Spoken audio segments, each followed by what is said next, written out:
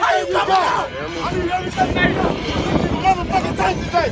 Drop to the left. Big left all day long. Intercepted, and he could go all the way. Vernon Johnson from East Central University, Big Six, put it on the board. There's not a person on my team in 16 years that has consistently beat me to the ball every play. That ain't got nothing to do with talent.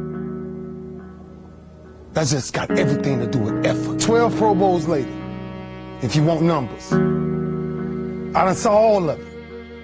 And the only thing that's kept me around is my effort.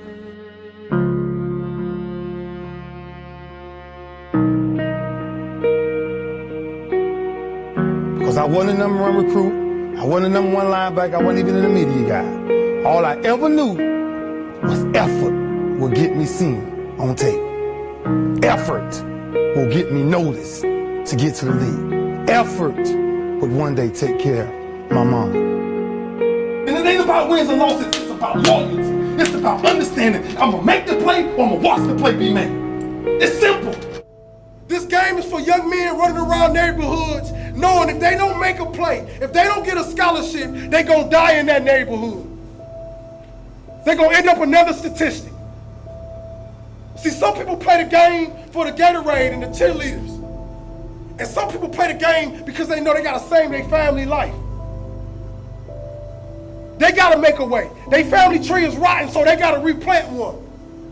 And what football gives you the ability to do, it gives you the ability to leave the slums, go to one of the nicest colleges in the world, build your own legacy, get drafted, and tell your mama and your daddy and your sister, we leaving the hood today. And you know why we leaving? Because I was unselfish. Because I left everything on the field. I want you guys to believe. Don't just listen to me. Feel me in your soul. Believe you can win. Believe you can win. Because we only get one shot at this, Kings. We didn't come this far to come this far. Let me repeat that. We didn't come this far to come this far. We came here to show even people in our own city that's doubting us that you will be my fan. You will follow me and you will bite your word. I said, man, I want to go to the NFL because I had 8 uncles in that house, all 8 of which are still going in and out of prison. And so pretty quick, I said, man, I want to go to the NFL. And so I went to my big cousin tomorrow one night. I said, man, listen, I want to go to the NFL. And so we got to work for this thing. So the thing we're going to do every night, we're going to be patient. We're going to engage in consistent action. Every night, we're going to race light pole to light pole with no shoes. So every night we would get out in the street, race light pole to light pole. One night, a coach came down the street.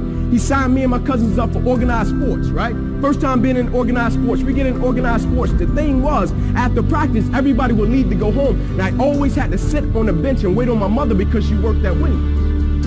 And so when my mother would show up in the park, it would be about 10 o'clock, 10:30 at night. So I'm sitting there, and when my mother would pull up, she drove an old Buick Regal, hubcaps off the car, seats torn up, the car was all beat up.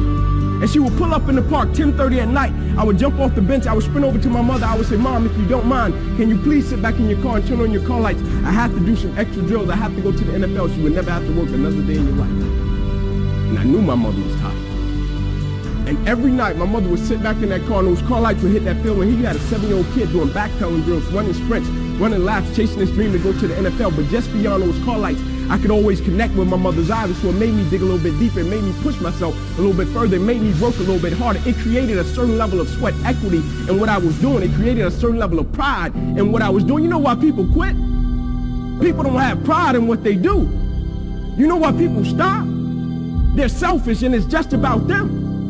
But when you have a bigger purpose to why you're doing what you're doing, and you want to honor the sacrifices that others have made for you, it's nothing for you to keep going when you hear that verse. I'm the best ever. I'm the most brutal and vicious and most ruthless champion there's ever been. There's no one can stop me. Lynx is a conqueror. No, I'm Alexander. He's no Alexander. I'm the best ever. There's never been anybody as ruthless. I'm Sonny Liston. I'm Jack Dempsey. There's no one like me. I'm from Nairclaw. There's no one that can match me. My style is impetuous. My defense is impregnable. And I'm just ferocious. I want your heart.